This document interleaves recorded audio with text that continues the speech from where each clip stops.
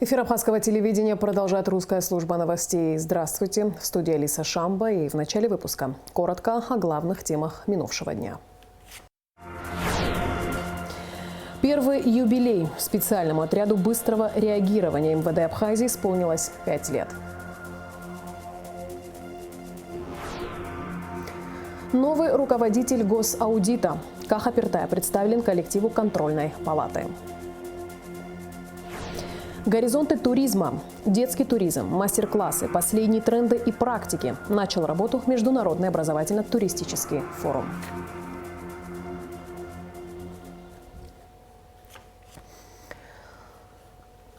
Прошло 5 лет со дня образования специального отряда быстрого реагирования Министерства внутренних дел Абхазии. В честь юбилейной даты на плацу МВД прошла церемония награждения и присвоения очередных воинских званий. В торжественном мероприятии принял участие президент Аслан Бжани. Глава государства выразил благодарность сотрудникам СОБР за их профессионализм, отвагу и самоотверженность в защите государства и народа республики. Указом президента очередное специальное звание полковник милиции присвоено заместителю министра Ращу Цвижба. Приказом министра внутренних дел Вальтера Бутова очередные воинские звания присвоены подполковник милиции, командиру СОБР Дадыну Чачхале, подполковник милиции, начальнику отдела планирования и взаимодействия при проведении специальных мероприятий СОБР Дмитрию Шкере. Также ряду сотрудников присвоены звания майора и капитана милиции. Приказом министра Вальтера Бутова личный состав СОБР МВД награжден медалями и почетными грамотами. Об истории создания специального отряда быстрого реагирования, его назначении и задачах в репортаже пресс-службы МВД. Специальный отряд быстрого реагирования Министерства внутренних дел Абхазии был создан 26 апреля 2018 года распоряжением Кабинета министров республики. За 5 лет своего существования у СОБРа сформировался свой, не похожий на другие, характерный почерк, а также традиции, перенятые у старших поколений. С 2020 года отряду удалось совершить настоящий рывок в своем развитии. Это стало возможным благодаря преемственности поколений и поддержке со стороны государства. В 2020 году мне было предложено возглавить специальный отряд быстрого реагирования. По рекомендациям, тогда был министр внутренних дел Дмитрий Сергеевич Бар. По его рекомендации, по его представлению в Кабинет министров, я был назначен заместителем министра внутренних дел, курирующий спецподразделение СОБР. На тот период нашему спецподразделению было всего 2 года. Перед ней стояли большие задачи, не хватало опыта, оснащения, материально-технической базы, не было элементарно места базирования спецподразделения, но с поддержкой руководства страны Аслана Георгиевича Бжани, и на тот период был министром ДБАР Дмитрием Сергеевичем, была оказана большая, огромная поддержка спецподразделению, была выделена база, было организовано питание на этой базе, и спецподразделение было переведено на круглосуточное дежурство. И по сегодняшнее время, и также сегодняшний министр Вальтер Сергеевич Бутова также оказывает посильную помощь. Сегодня СОБР базируется на принципе единоначалия, преданности традициям. Как рассказывает замминистра Ращ Цвижба, за последние годы сделано немало, однако гораздо больше в планах. За этот период были привлечены инструктора с других подразделений приглашены на работу. У нас очень хорошая команда профессионалов. Ежедневно проводим занятия по повышению боевой и тактической подготовки нашего спецподразделения. Выезжаем на полигон. Подготовка сотрудников СОБР имеет свою специфику, отличающую их от других специальных подразделений МВД. В СОБР очень много специалистов по различным направлениям применения, однако взаимозаменяемость поставлена во главу угла.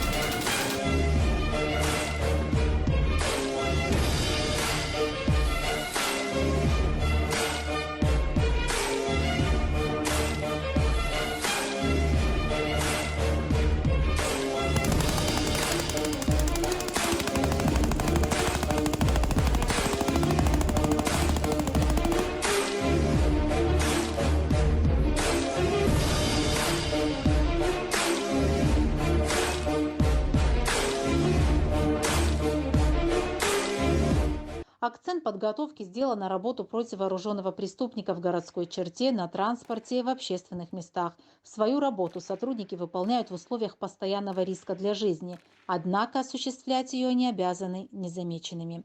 Ежедневно соборовцы оттачивают навыки обезоруживания и задержания преступников. Вместе с тем СОБР успешно применялся практически в любых боевых условиях. Большое внимание сотрудников уделяется физической и психологической подготовке, рассказывает нынешний руководитель СОБРа Дадын Чачхали. Основными задачами спецподразделения нашего является силовая поддержка оперативных служб Министерства внутренних дел. Мы занимаемся задержанием особо опасных преступников, людей, находящихся в розыске, а также участвуем в рейдовых мероприятиях, проводимых ГАИ. Основные требования какие? То есть наличие высшего образования обязательно, военного билета, человек должен быть патриотичный, молодой, крепкий, ну и критерий до 28 лет, потому что кадры воспитываются от 3 до 5 лет, потому человек должен быть молодым. И чтобы у него было время для того, чтобы окрепнуть, стать сильным бойцом, чтобы служить своей родине. Мы начинали в 2020 году, мы пришли практически в молодое подразделение, которому было 2 года, которое практически не имело базы, то есть не имело места базирования, не имело определенного оснащения. Автопарк был маленьким, и оснащение в плане оружия было маленьким. То есть были моменты, которые нужно было дорабатывать, нужно было оснащать спецподразделения и спецсредствами нужно было оснащать. Этого всего не было. Мы потихонечку стали реформировать спецподразделения благодаря нашему президенту Аслану Георгиевичу и поддержки министра самого тоже, конечно же, мы стали оснащаться. Подразделение, несмотря на то, что вроде бы молодое, есть уже определенные кадры, на которые есть определенная надежда, ребята стремятся, очень динамично двигаются вперед. Кандидатами на службу в подразделение СОБР отбираются, как правило, спортсмены, бывшие оперативники уголовного розыска, а также офицеры спецподразделений, имеющие высшее образование. К таковым относится нынешний замруководителя отряда Дмитрий Хаджиев. Он убежден, что его отряд сегодня способен выполнить широкий спектр задач на профессиональном уровне. Сегодня я могу с уверенностью сказать, что подразделение боеспособно и способно выполнить различного рода задачи. Это благодаря тому, что мы каждый день занимаемся, каждый день проводим тренировки, включая городскую тематику, лесную. Я думаю, СОБР одно из лучших подразделений в нашей республике. Я думаю, СОБР будет развиваться. И самое главное, дай бог, чтобы поменьше приходилось проводить каких-то практических мероприятий. И пусть в стране будет все хорошо и спокойно. В специальных отрядах быстрого реагирования каждый офицер обладает особыми качествами. Это не только сила, выносливость и отвага, но и умение работать в команде, готовность в трудную минуту оказать помощь и поддержать боевого товарища. Сотрудников спецподразделения отличает высочайший профессионализм, выдержка и решительность. Хочу поздравить личный состав специального отряда Министерства внутренних дел с профессиональным праздником. Это наш первый юбилей, 5-летие мы отмечаем. Желаю вам всем мира, добра, здоровья. Дай Бог, чтобы все поставленные задачи выполнялись вами с честью. И самое главное, без потерь. Вы являетесь лучшими сынами абхазского народа. Вы настоящие патриоты. Я горжусь нашим подразделением. Удачи всем вам. Спасибо за службу. Сегодня практически ни одна из крупномасштабных операций правоохранительных органов не обходится без активного участия сотрудников СОБРа, ведь спецподразделение имеет огромный опыт этой работы. На счету офицеров спецотряда сотни спецопераций. Спустя 5 лет со дня создания можно с уверенностью говорить, что СОБР МВД Абхазии – это элита, которая выполняет поставленные задачи в любых условиях. Специальные отряды быстрого реагирования сохраняют верность традициям и принципам, определившим их особый статус в системе ведомства. Прокуратурой города Сухум возбуждено уголовное дело по факту похищения двоих россиян – Леонида Шоклера и Исмаила Шейха и вымогательства в особо крупном размере. Задержаны 6 подозреваемых. Артур Квиквискири, Адгур Харчилава, Аляс Харчилава, Тимури Алхурба, Адгур Авицба и Алан Ломия. По версии следствия, Шоклера похитили вечером 14 апреля с парковки возле магазина «Сухум-маркет». Мужчину вывезли в село Ачадара Сухумского района. В отношении него применили насилие, опасное для жизни. До 18 апреля Шоклера перевозили с места на место. После того, как похитители получили выкуп в размере $5000 от матери, его освободили. Друга Шоклера, Исмаила Шейха, похитили 19 апреля. Его обманули, вывезли в село Кумгалского района. В отношении мужчины применили насилие, опасное для жизни, но ему удалось освободиться и сообщить о произошедшем в милицию. 25 апреля Сухумским городским судом в отношении подозреваемых избрана мера пресечения в виде заключения под стражу. Спикер парламента Лаша Ашуба представил коллективу контрольной палаты нового председателя Каху Пиртая. Каха Пиртай был избран на эту должность на сессии Народного собрания и сменил Роберта Аршба, возглавлявшего контрольную палату 10 лет. Репортаж Эсма Гуланзе. Контрольная палата – постоянно действующий высший орган государственного финансового контроля. Согласно законодательству, председатель палаты назначается парламентом сроком на 5 лет. При этом одно и то же лицо не может занимать должность более 2 сроков подряд. Сегодня у нас важное событие. Мы представляем нового руководителя контрольной палаты. Но прежде чем мы перейдем к представлению нового руководителя контрольной палаты, я хотел бы от лица Народного собрания парламента Республики Абхазия и от себя лично поблагодарить Роберта Ивановича Аршба за многолетнюю работу, проделанную на этой ответственной должности. Поблагодарить весь коллектив контрольной палаты. Именно при вас были заложены основы деятельности этого органа.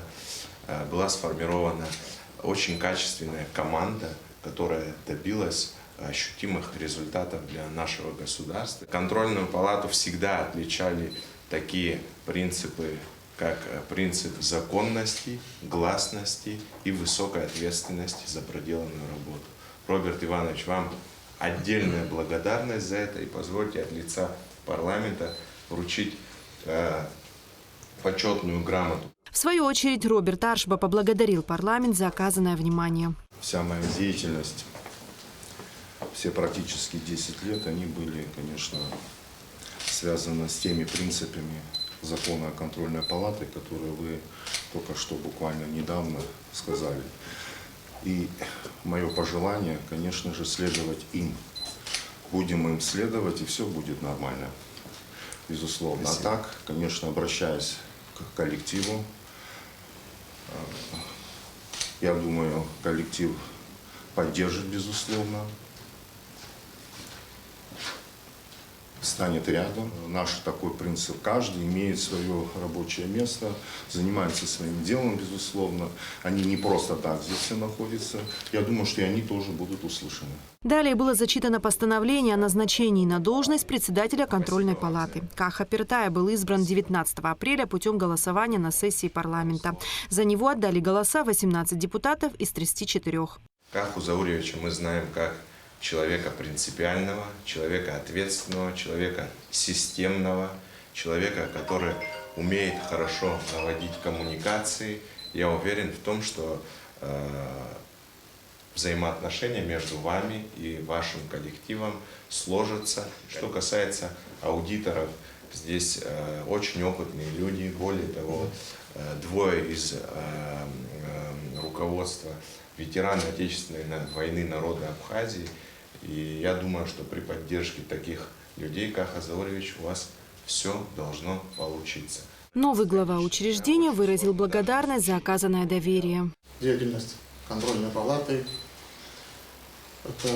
имеет существенное значение в становлении и развитии государства.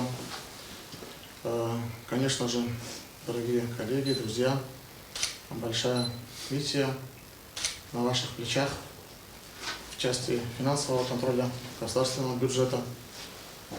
Обращаясь к коллективу, я очень надеюсь на качественную и плодотворную работу. основанную на принципах объективности и беспристрастности. Спасибо большое, Роберт Иванович, вам огромное спасибо. В своей деятельности контрольная палата руководствуется Конституцией Республики Абхазия, законом о контрольной палате и иными нормативно-правовыми актами. Эсма Голанзе, Алексей Гухава, Абхазское телевидение.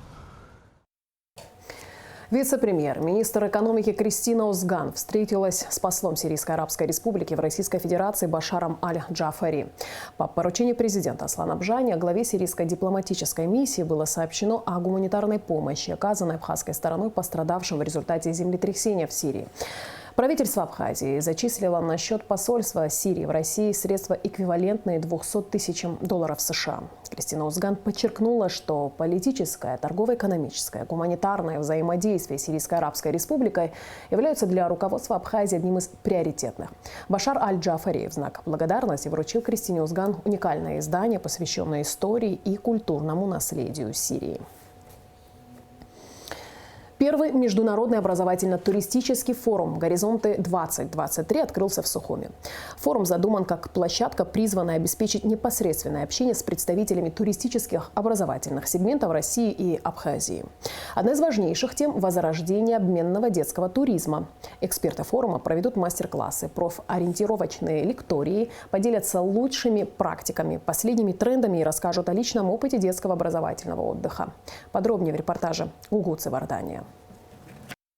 Международный образовательный форум «Горизонты-2023» объединил туроператоров, ательеров, предпринимателей, представителей различных профильных ведомств, ученых и экскурсоводов. В общем, специалистов в области туризма и образования из Абхазии и России. К участникам форума с приветственным словом обратился посол России в Абхазии Михаил Шургалин. Очень рад приветствовать всех собравшихся на сегодняшнем форуме, и гостей, и организаторов, и профессионалов туристической области. Для всех, для нас понятно, что это очень важная отрасль, дающая большой доход в бюджет республики. И одновременно это очень важная отрасль для Российской Федерации, потому что с каждым годом все больше и больше российских туристов посещают вашу прекрасную республику для отдыха, и многие даже для лечения. Одним из итогов форума должно стать формирование благоприятных условий для инвестирования в различные проекты, развитие детского, тематического, спортивного туризма. Налаживание контактов – одна из самых главных целей форума «Горизонты-2023». Мне кажется, такое почти райское место для меня на земле, потому что я много раз здесь бывал. И мне кажется, что обилие моря, солнца, гостеприимных людей, очень вкусной еды и всего остального, просто делает неизбежным поездки сюда, большого количества туристов. И в том числе туристов, школьников, туристов, которые как раз могут с самого детства впитать эту атмосферу замечательной страны и понять, как, в общем, завести здесь себе новых друзей на будущее. И мне кажется, что как раз такого рода обмены, школьные обмены, привоз сюда подростков и, может быть, студентов, абитуриентов, это все как раз позволяет укрепить контакты между людьми. А нет ничего важнее, чем как раз вот эти самые контакты, потому что политика – это хорошо, дипломатия – очень хорошо, но на самом деле отношения между странами делают эти человеческие контакты. Идея провести международный образовательный туристический форум возникла у представителей Россотрудничества, Минтуризма и Министерства просвещения Абхазии. В рамках мероприятия специалисты проведут мастер-классы, круглые столы, лекции, обсудят организацию детского образовательного отдыха. Нас, конечно же, интересовали тематические лагеря, поэтому в рамках этого форума вам будет представлена и программа и IT-направления, такие как мобильные технопарки. Ну а для того, чтобы это не ограничивалось, собственно, только городом Сухумом, мы решили провести это в рамках, я бы не сказал всех городов, но тем не менее и в Гагре, и в Гудауте, и в Сухуме у нас пройдут и тематические площадки, и круглые столы, мастер-классы и для ательеров, и в том числе для ребят профориентационные мероприятия с тем, чтобы они по-другому, а может быть по-новому посмотрели на профессию, на эту профессию. В этом году намечены планы сотрудничества с Республикой Башкортостан в сфере развития детского оздоровительного отдыха. Совсем недавно когда мы приглашали коллег из Башкирии, министр образования и науки Хажи Найбулат Вакиевич посетил образовательное учреждение города Чимчира. Там мы определили базу летнего отдыха для детей из Башкирии. Уже в этом году, этим летом, около 800 человек смогут приехать в республику, отдохнуть и получить новые знания. Конечно же, отдых, как уже подчеркнули мои коллеги, должен быть совмещен с полезными занятиями для детей. Мы этому уделяем особое внимание, потому что все-таки лето должно быть такой средой и временем для развития потенциала ребенка. Мы будем приглашать лучших педагогов, лучших учителей, лучших вожатых на эти мероприятия. Я надеюсь, что этот проект первый с Башкирии будет этому свидетельством. Министр туризма Теймураз Хижба отметил, что в Абхазии всегда рады гостям, подчеркнув, что туристов в стране с каждым годом становится все больше. История туризма не только Абхазии, но и в прошлом Российской империи началась именно с города Гагра, тогда, когда в конце XIX века было принято решение на имперском совете создать курорт, который походил бы на Ниццу и Монте-Карло. И был построен город с нуля, город Гагра. С этого началась туристическая история Абхазии. И, между прочим, хочу отметить, что первые учреждения на юго-западе Абхазии, учреждения просвещения, были построены тоже принцем Александром Петровичем Ольденбургским. То есть здесь мы находим общую грань между туризмом и образованием. Хочу особо поблагодарить руководство Россотрудничества, потому что именно они были инициаторами сегодняшнего форума. Туристическо-образовательный – это больше про туризм или больше про образование? Мы пришли к идее, что это больше про мировоззрение. Говорили о безопасности, главном аспекте хорошего отдыха. И дай Бог, чтобы в нашей стране абхазской мы смогли проявить вот это абхазское гостеприимство. Не на словах, а на деле. Человек нуждается в защите. Когда он приезжает сюда, мы прекрасно знаем исторически, как мы относимся к гостям. А здесь, если гость еще он тратит какие-то материальные блага, надо обеспечить ему безопасность. И вот самое главное, наше государство должно быть гарантом безопасности этого человека, который приехал сюда к нам. Среди участников форума педагоги, представители управления образования города Сухум и профильных колледжей. Подготовка рабочих кадров в Сухумском государственном колледже ведется по 8 направлениям. Это технические специальности, экономические, гостиничный сервис. Я остановлюсь на последнем.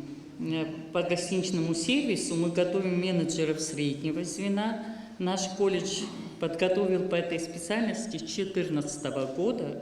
Международный туристический образовательный форум «Горизонты-23» способствует установлению дружеских отношений между учащимися образовательных школ города Сухум и городами России. Молодежная культура интернациональна, желание общаться выше языковых преград государственных границ.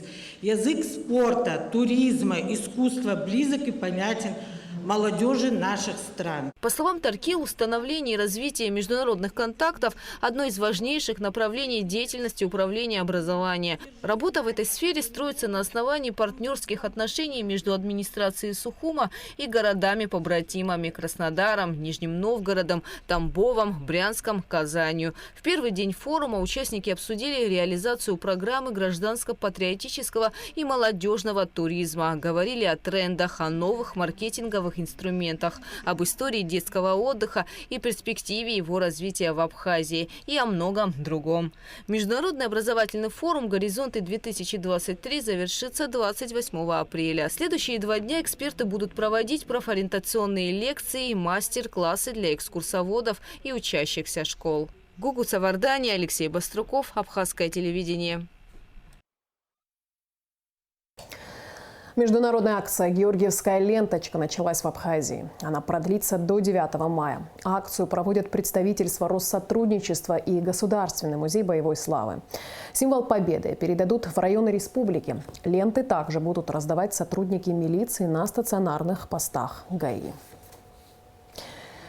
Дегустационная комиссия 2-го национального конкурса абхазских вин начала работу. Всего к конкурсной дегустации допущено 24 образца.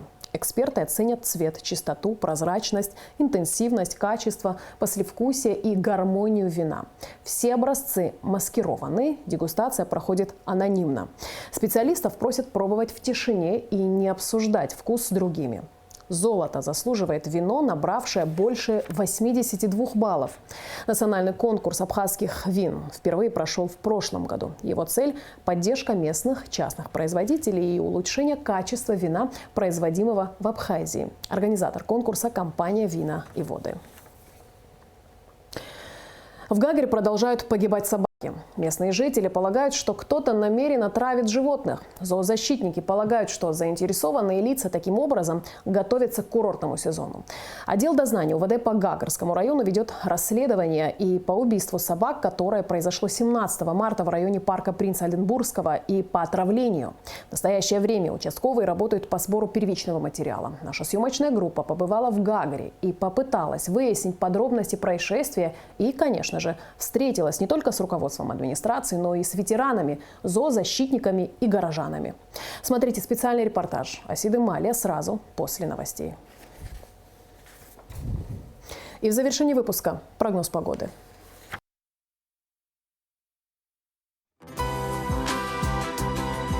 По сообщению Гидромедцентра, в четверг, 27 апреля, на территории Абхазии ожидается переменная облачность, со второй половины дня дождь, гроза. Температура воздуха ночью плюс 12-17, днем 20-25.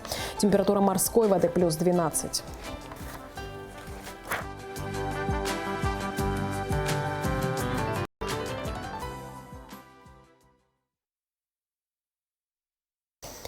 На этом наш выпуск завершен. Я с вами прощаюсь, а абхазское телевидение продолжает свою работу.